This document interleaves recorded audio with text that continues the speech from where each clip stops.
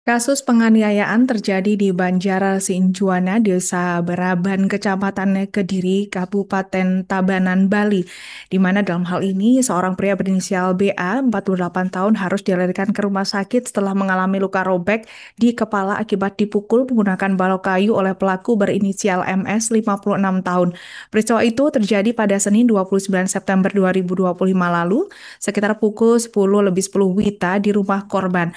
Dugaan sementara penganiayaan tersebut dipicu masalah utang piutang antara korban dan pelaku. Untuk informasi selengkapnya akan disampaikan wartawan kami yang telah terhubung dari Tribun Bali, Ikomang Agus Arianta. Rekan Ikomang Agus Arianta, silakan laporan Anda. Baik, terima kasih Alinda. Bisa saya jelaskan dari Kabupaten Tabanan, Bali bahwa Satreskrim Polres Tabanan melalui Kapolres Tabanan yaitu AKBP Bayu Pati merilis kasus terkait dengan penganiayaan yang terjadi di wilayah Polsek Kediri Tabanan.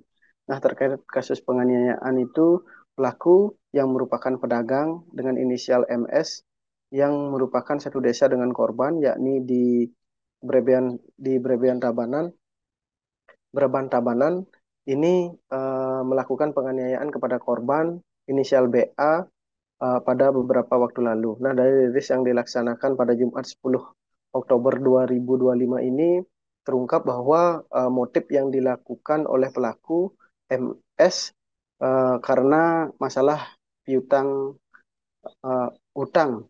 Jadi dari keterangan Kapolres AKBP Bayu Pati bahwa pelaku MS sempat meminjam uang kepada korban dengan inisial BA dengan sejumlah 5 juta.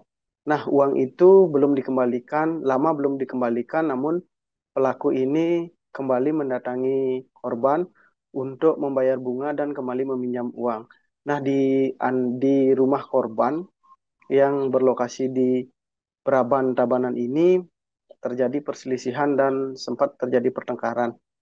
Setelah itu, karena merasa emosi dan tersinggung dengan perkataan korban, pelaku ini langsung melakukan penganiayaan dengan memukul korban.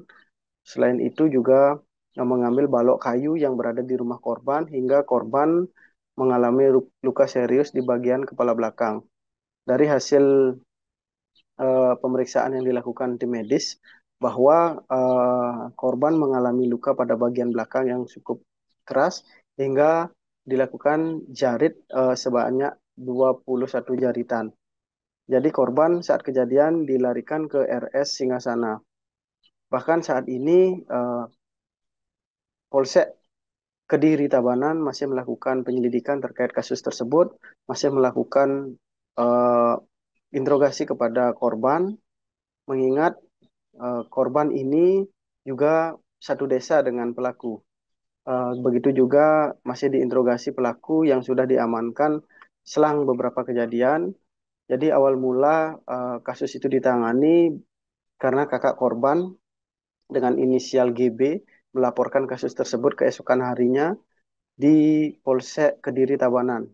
Nah, setelah kasus itu dilaporkan, tim Reskrim, Opsional Reskrim Polsek Kediri langsung melakukan penyelidikan dan pengamanan kepada pelaku. Jadi dari hasil interogasi memang pelaku mengakui melakukan pemukulan dengan melakukan balok yang tidak sengaja ditemukan di rumah korban.